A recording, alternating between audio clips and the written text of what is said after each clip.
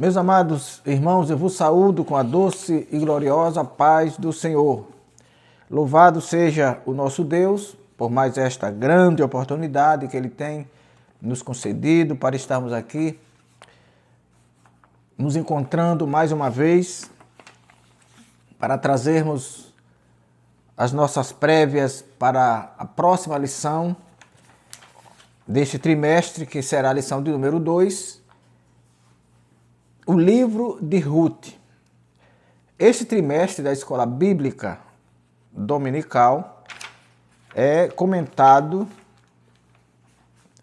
pelo pastor Silas Queiroz, homem de Deus, membro do Conselho de Comunicação e Imprensa da CGADB, jornalista, bacharel em Teologia e Direito, procurador-geral do município de Ji-Paraná, atua nas congregações de Ji-Paraná, onde reside.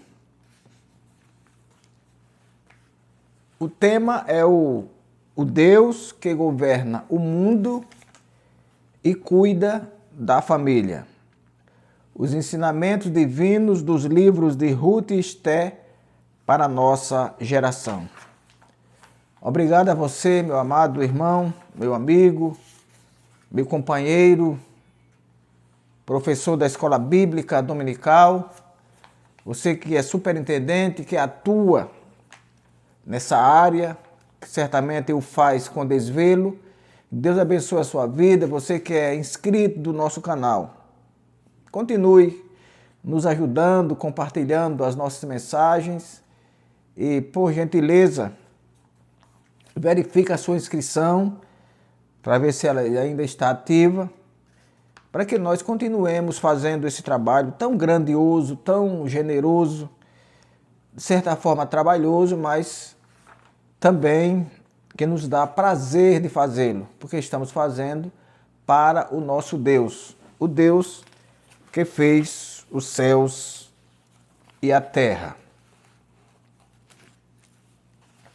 O nosso texto áureo diz o seguinte: e sucedeu que nos dias em que os juízes julgavam, houve uma fome na terra, pelo que um homem de Belém de Judá saiu a peregrinar nos campos de Moabe, ele, sua mulher e seus filhos, seus 2 filhos.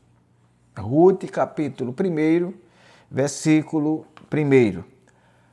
A nossa verdade prática diz: servir a Deus não nos isenta de crises. Em qualquer circunstância, o segredo é permanecer fiel, confiando na providência divina. O livro de Ruth é a nossa lição de hoje. Como se organizava o livro, ou como se organiza o livro de Ruth na Bíblia? Na Bíblia hebraica, ela é organizada em 3 seções. 3 seções ou 3 grupos. A primeira seção, que é a Torá. A Torá é o Antigo Testamento, que é composto pelo Pentateuco. A Torá é um livro, como se fosse a Bíblia, é a Bíblia hebraica, lá no hebraico, que reúne os 5 primeiros livros da Bíblia: Gênesis, Êxodo, Levítico, Números e Deuteronômio. A segunda seção da Bíblia hebraica, que é a Nevim, que são os livros proféticos, e a terceira seção, do qual faz parte o livro de Ruth, ou a Tanakh, que contém os escritos ou os agiógrafos. Na Bíblia cristã, que Assim como a Bíblia hebraica é composta por 3 seções, a cristã é composta por 4 seções. É o Pentateuco, que são os 5 primeiros livros da Bíblia, repetindo, os livros poéticos, os livros históricos e os livros proféticos. O livro de Ruth é classificado como livro histórico, porquanto ele conta história da época, história sobre o povo de Israel. Esse livro de Ruth, ele é um livro anônimo. Apesar de o nome, não foi Ruth que o escreveu.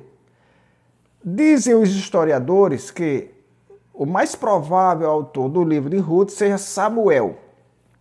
E eles citam alguns versículos bíblicos que o assemelham aos escritos do profeta, sacerdote e juiz Samuel.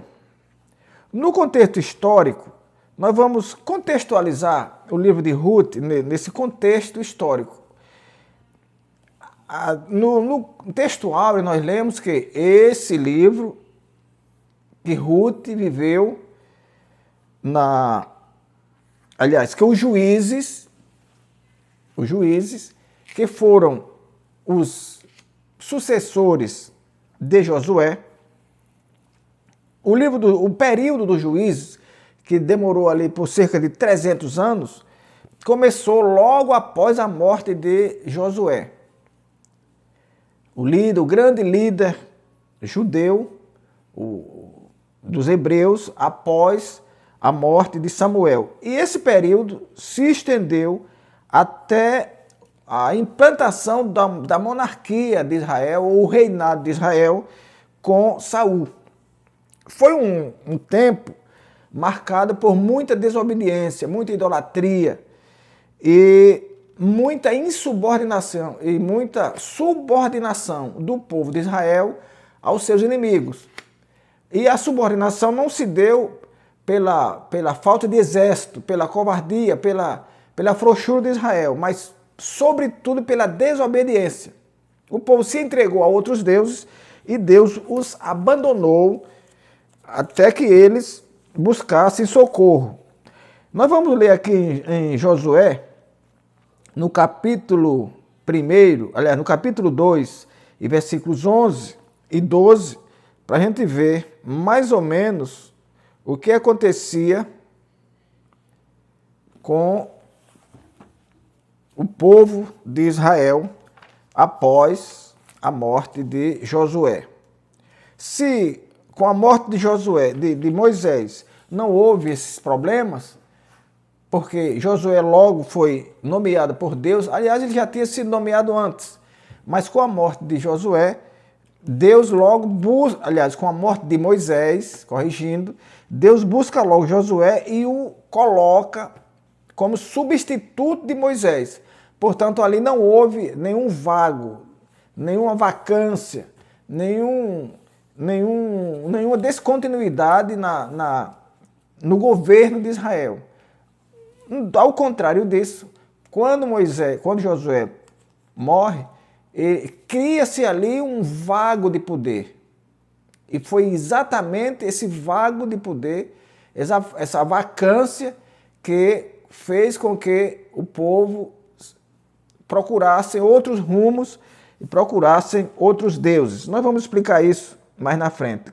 Josué capítulo 2, versículos 11 e 12, nos diz assim: ouvindo isso, desmaiou o nosso coração, e em ninguém há mais ânimo algum por causa da vossa presença, porque o Senhor, vosso Deus, é Deus em cima nos céus e embaixo na terra. Agora, pois, jurai-me, vos peço, pelo Senhor, pois que vos fiz beneficência, que vós também fareis beneficência à casa de meu pai, e dá-me um sinal certo. É aqui o profeta, o nosso Josué, buscando a Deus uma forma de assegurar-se da sua liderança juntamente ao povo.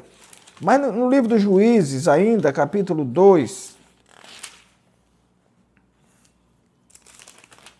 e dali partiu contra os moradores de Debi, e era, dando-lhes o nome de Debi, Kiriat-Sefer. E disse Calebe: quem ferir a Kiriat-Sefer e tomar, lhe darei a minha filha Axa por mulher.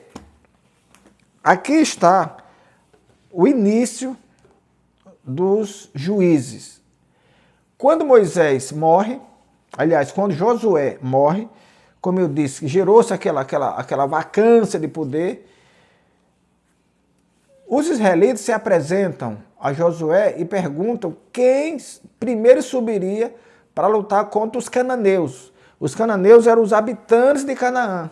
Eram os povos que deveriam ser conquistados para que o povo hebreu alcançasse a terra. Era um grande obstáculo para o alcance da terra, era vencer os cananeus. Então eles perguntam a Josué quem subirá. Aliás, a Calebe. Quem subirá para lutar contra os cananeus? Moisés se foi, Josué também se foi, e agora Calebe assume temporariamente até que se instale um novo modelo de governo. E então Calebe diz: Judá então foi, lutou contra os cananeus e os venceu. Mas ficou um povo, chamado o povo de Debi, que também era um povo valente, que precisava ser vencido. Precisava ser aniquilado para abrir caminho para a entrada do povo. Então Calebe diz: olha, quem vencer o povo de Debi, eu darei a minha filha Axa por mulher. Então quem venceu? Otniel, que era irmão mais novo do próprio Calebe. Ele venceu, casou-se com a filha de Calebe, e então, depois dessa vitória, ele torna-se o primeiro juiz de Israel.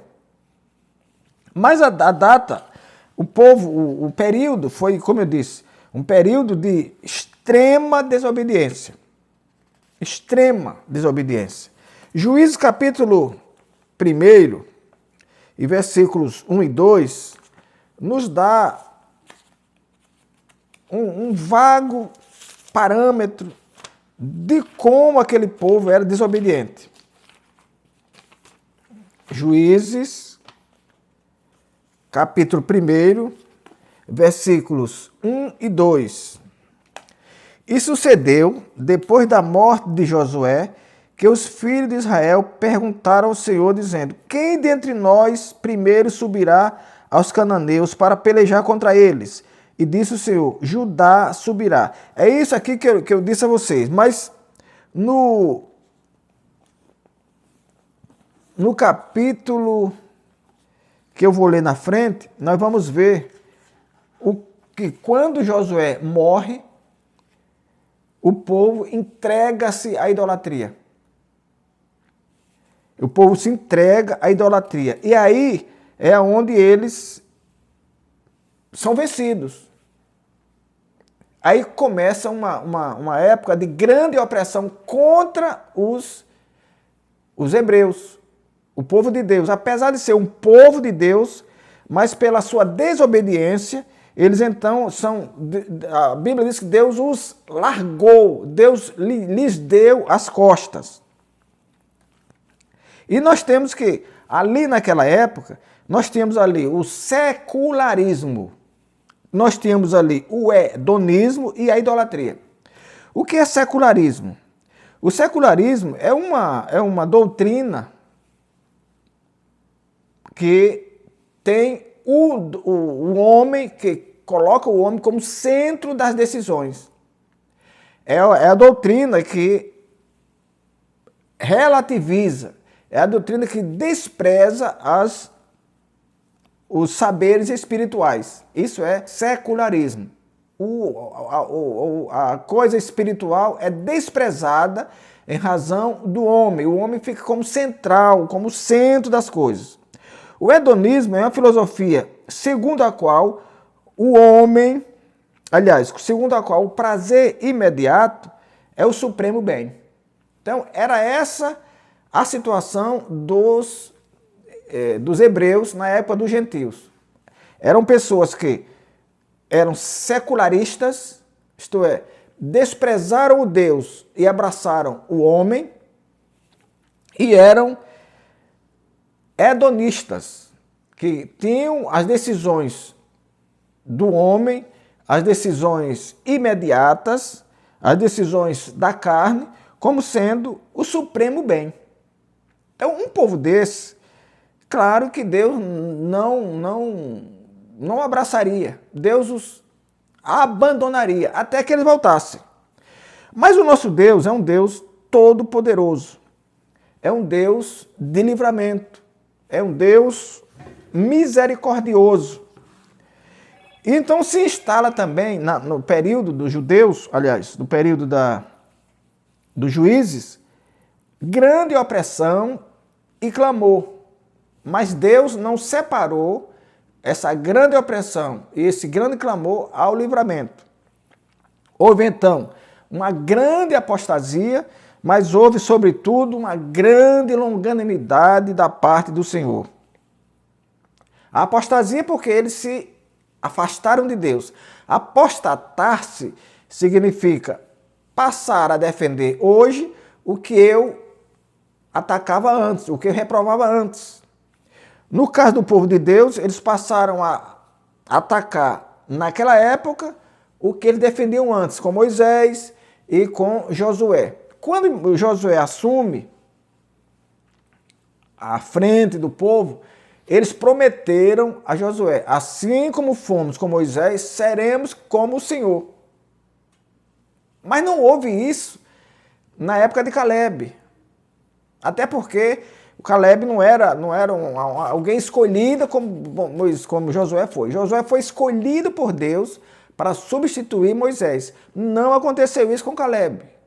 Por isso que, como eu disse lá atrás, houve então aquele vácuo, aquela necessidade de que alguém se apresentasse para dominar o povo.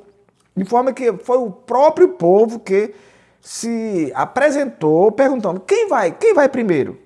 É uma prova que não havia liderança naquela época. A liderança de Caleb não era tão considerada assim. Foram oprimidos, foram devastados. A Bíblia diz que eles ficaram pobres. Israel foi devastada porque quando eles estavam produzindo, os inimigos entravam e destruíam tudo. Porque Deus havia lhes dado as costas em razão da desobediência.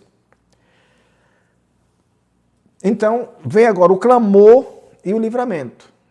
Todas as vezes, a Bíblia diz que todas as vezes que morria um juiz, o povo se desgarrava. Mas quando eles estavam em sofrimento, eles buscavam a Deus e o Deus levantava um juiz e livrava. Por isso, nós tivemos ali um período muito grande, e longo até, de opressão, mas também tivemos um período de clamor e, sobretudo, tivemos período de longanimidade, que é o perdão de Deus, apesar do pecado, apesar do abandono, apesar da ingratidão. Deus, apesar de eles estar com as costas para eles, quando eles buscavam a Deus, quando eles se arrependiam, Deus levantava alguém, um líder, que os livrava. Louvado seja o Senhor. E qual é o propósito, ou quais são os propósitos dos livros de Ruth e qual a sua mensagem? Alguns propósitos se aparecem no livro de Ruth. Dois deles são, primeiro, apresentar Jesus como descendente de Judá. Segundo, explicar por que Judá herdou a promessa feita a Abraão. E por que essa preocupação, por que esse propósito aqui é uma das marcas que os autores acham que o livro é de Josué, é de Samuel, porque vivendo Samuel naquela época, o juiz, ele já não era mais, ele era juiz, mas o rei era Saul. Então ele apresenta, o livro apresenta Jesus como descendente de Judá. E por quê? Porque Judá, sendo o quarto filho de Jacó, ele passou a ser o primogênito. Por que ele foi o primogênito? Se ele era o quarto filho e o primogênito tem que ser o primeiro. A Bíblia explica isso quando Jacó está para morrer. Ele chama os filhos e os abençoa para depois morrer. Então ele chama Rúben, que era filho de Leia, todos os quatro da linhagem eram filhos de Leia. Rúben, Simeão, Levi e Judá. Rúben o primeiro, Simeão o segundo, Levi o terceiro e Judá o quarto. E por que Rúben não é o primogênito? Porque Rúben, conforme escrito, relato bíblico, Jacó diz que ele contaminou a cama de Jacó quando ele se deita com Bila, que era uma das concubinas de Jacó. Então, por esse mal feito que ele fez, por esse pecado, ele perdeu a primogenitura. Simeão e Levi, a Bíblia diz que eles perderam também a primogenitura porque eles eram violentos, eles eram duros, eram sanguinários. Então, a primogenitura recai sobre Judá, que era o quarto filho. Então Samuel, por isso, ele se apressava em associar Jesus a Judá, e não a Rúben, e não a Simeão, e não a Levi. Porque isso, na Bíblia, que a gente não entende as coisas de Deus, parece até um paradoxo. Como é que o primogênito tem que ser o primeiro filho, o mais velho, e Jacó elege Judá, o quarto, como primogênito? É aí onde nós não entendemos o trabalhar de Deus. Como também não entendemos o trabalhar de Deus na vida de Ruth. Que na lição passada nós falamos sobre isso. Ruth sendo uma moabita, uma moça de povo inimigo dos judeus, hostil aos judeus, que impediu que os hebreus, quando vinham do Egito, passassem por terras suas, mesmo Moisés dizendo que não entrariam nem nas águas, nem águas beberiam, mas o rei de Moabe não permitiu. Agora, como se explicar? Se um povo desse era tão hostil, e o próprio Deus disse que os moabitas não entrariam na congregação dos justos, como é que dali desse povo Deus tira alguém que vai passar a compor a genealogia de Jesus? E não só isso, é dela que sai a semente de Jesus, por meio de Obed, Jessé, Davi, e aí vem a linhagem do Senhor Jesus Cristo. Jesus é maravilhoso, e a Bíblia é maravilhosa por isso. Porque Deus faz coisas que o homem não faria nunca, que o homem duvida. E outro propósito é explicar por que isso, e que eu já expliquei. Porque ele herdou a promessa sendo ele o quarto filho. Eu já expliquei que foi por conta do pecado de Rúben, da violência de Simeão e Levi, e recai sobre José. O amor de Deus e a redenção. A Bíblia diz, meus amados irmãos, se não fosse a misericórdia do Senhor, nós seríamos engolidos vivos. A Bíblia diz também que nós estamos cercados por uma terrível nuvem de inimigos. Nós vivemos cercados de inimigos. Ninguém, a não ser nós mesmos, concorda com as nossas atitudes. Alguém que larga o mundo, alguém que larga os prazeres, alguém que vive uma vida quase que numa clausura em relação ao mundo. Alguém que vive na contramão do mundo. Tudo que o mundo faz, que a Bíblia reprova, nós também reprovamos. Então, por isso, e Jesus já disse que os apóstolos seriam desprezados, porque primeiro desprezaram o mestre.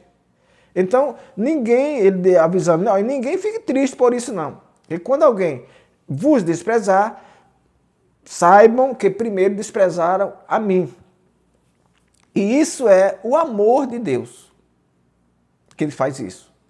Que nós abandonemos tudo, porque Deus nos amou primeiro, diz assim a Bíblia Sagrada. O apóstolo Paulo diz que, por um amigo, pode ser que alguém ouse morrer. E não se entregando. Às vezes alguém vai defender um amigo achando que não vai acontecer nada e morre por causa do amigo. Alguém vai apartar uma briga, morre por causa do amigo. Mas isso não é um oferecimento. Ele foi fazer algo que achou que daria certo, não deu. Jesus foi o contrário, Jesus se entregou por nós. E Paulo diz que ele o fez sendo nós ainda pecadores. Esse é o grande amor que está relatado em João 3,16. Porque Deus amou o mundo de tal maneira, isto é, de maneira que não se pode nem mensurar, que deu o seu Filho unigênito, quer dizer, o único Filho, sem pecado, para que todo aquele que nele crê não pereça. Então, a única forma de não perecermos é crermos no Senhor. A única forma de escaparmos do pecado é crermos no Senhor. A única forma de alcançarmos o céu e nos livrarmos do inferno é crermos no Senhor. Ele amou o mundo de tal maneira que deu o seu Filho unigênito para que todo aquele que nele crê não pereça, mas tenha a vida eterna. Então, o amor de Deus pela humanidade faz com que ele transforme males em bem. É como ele transformou Ruth, que era de má reputação moabita, e ela transforma numa mulher virtuosa, generosa e que serviu para nos deixar marcas na história. Glória a Deus. Redenção. A redenção aqui, ela é vista de forma literal e de forma tipológica. Literal porque o Boaz, que era o esposo de Ruth, que remiu a propriedade, era alguém que tinha autoridade para remir, porque era parente chegado. E o que é remir? Remir é resgatar algo mediante pagamento. E ali o que ele significava? Quando Noemi retorna de Moabe, Elimeleque, o seu falecido esposo, havia vendido suas terras em Belém para fugir da fome. Quando ela volta de Moabe, ela volta desamparada. Ela mesma se chama de amarga, de tanto sofrimento que ela estava. Então ela não tinha nada. Boaz, então, sendo ele parente chegado de Elimeleque, ele paga uma quantia a quem possuía a terra e retoma essas terras para os seus antigos donos, no caso, Noemi. Então, essa é a forma literal de nós entendermos a redenção. A forma tipológica é que o Boaz, sendo ele o redentor da terra para a Noemi, quando ele redime a terra e entrega a Noemi, ele passa a ser um tipo do Senhor Jesus Cristo, que também nos remiu do pecado, isto é, nos resgatou pagando um preço.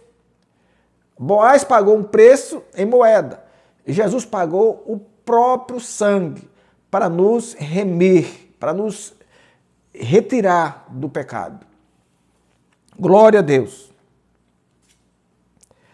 Fidelidade e altruísmo. Altruísmo, meus amados irmãos, é quando nós sentimos as dores alheias. É quando nós entramos nos sofrimentos alheios. É quando nós fazemos algo por outra pessoa. Então, o que nós vemos ali entre Ruth e Noemi? Muita fidelidade de uma para a outra e muito altruísmo também. A fidelidade é que, sendo Ruth moabita, e os moabitas eram extremamente idólatras, serviam a deuses estranhos, mas pela fidelidade de Ruth ao marido falecido e a sua sogra, ela abandona tudo lá em Moabe. Abandona a família, abandona a idolatria, abandona os deuses e se abraça a sua sogra. Ela então se oferece. Quando diz, não, agora a sua terra é minha terra, o seu povo é meu povo e o seu Deus é o meu Deus. Nós vamos a Belém. Agora nós tínhamos uma Ruth, não uma Ruth idólatra, uma Ruth que tivesse ainda marcas da idolatria moabita. Não, nós tínhamos agora uma Ruth convertida, uma Ruth que estava agora sob os cuidados espirituais da sua sábia sogra Noemi. Então, como ela se entende assim, houve a recíproca de Noemi. Quando ela se entrega para voltar acompanhando a sua sogra, Noemi também se entrega para devolver, para retribuir essa atitude de Ruth. A sogra e a nora agora são como se fosse uma só. Uma trabalhando pela outra. E quando elas chegam em Belém, quem encaminha Ruth para os campos de Boaz? A Noemi, porque Noemi era conhecida do Boaz, que era parente do Elimeleque, que era o seu marido falecido. Então, como nós sabemos que nem tudo eram trevas na época dos juízes, nem tudo eram trevas. Nós tivemos mulheres, e o livro de Ruth diz isso, homens e mulheres que ainda temiam a Deus, que ainda se sacrificavam ao Senhor, o Deus dos céus e da terra. O altruísmo de Ruth, que se materializa pela renúncia à própria terra e ao povo, aos seus parentes, para acompanhar a sogra, então a sogra retribui e empreende todo o esforço possível para que aquela atitude de Ruth fosse também correspondida. E aí, quando a gente lê a Bíblia, a gente vê que a própria Noemi orienta a nora, a Ruth, a como ela se conduzir próximo a Boaz. Que tanta sabedoria a gente via na nossa irmã Noemi. E que tanto zelo, que tanta obediência a gente via na na nora Ruth. Por isso esta mulher de Deus, que nos deixou marcas na história, ela não só foi exemplo lá em Moabe, enquanto viveu com seu marido, não só foi exemplo em Belém, quando retorna de Moabe para lá, mas ela é exemplo ainda hoje. Alguém que abandona o pecado, alguém que abandona a idolatria, alguém que abandona o mundo por Jesus. E é o grande exemplo também da sinergia, da comunhão que deve existir entre nora e sogra. Porque a sabedoria popular, aliás, sabedoria não, o dito popular é que a nora e a sogra são extremadas inimigas. Não são. A sogra deve ser considerada pela nora como uma segunda mãe. E a sogra deve considerar a nora como uma segunda filha, uma filha do coração, uma filha que se aparentou, que está cuidando do seu rebento. Então nós vemos tudo isso, além de amor, além de fidelidade, além de altruísmo, nós vemos também, fazemos uma leitura de que houve ali muita fidelidade e muita comunhão entre nora e sogra. Apesar de o marido já ter morrido, mas ela continuou com aquela maior consideração, com aquele maior amor à sua sogra, e por isso ela foi abençoada. E hoje nós a temos, como disse no vídeo anterior, ela e Esther, como as únicas mulheres que dão nomes a livros bíblicos. E a nossa irmã Ruth, junto com Raabe, as únicas duas mulheres que fazem parte da genealogia, da lista de genealogia do nosso Senhor Jesus Cristo. Que o Senhor nosso Deus nos abençoe e nos guarde até o nosso próximo encontro. Inclinai os vossos ouvidos e vinde a mim, ouvi e a vossa alma viverá.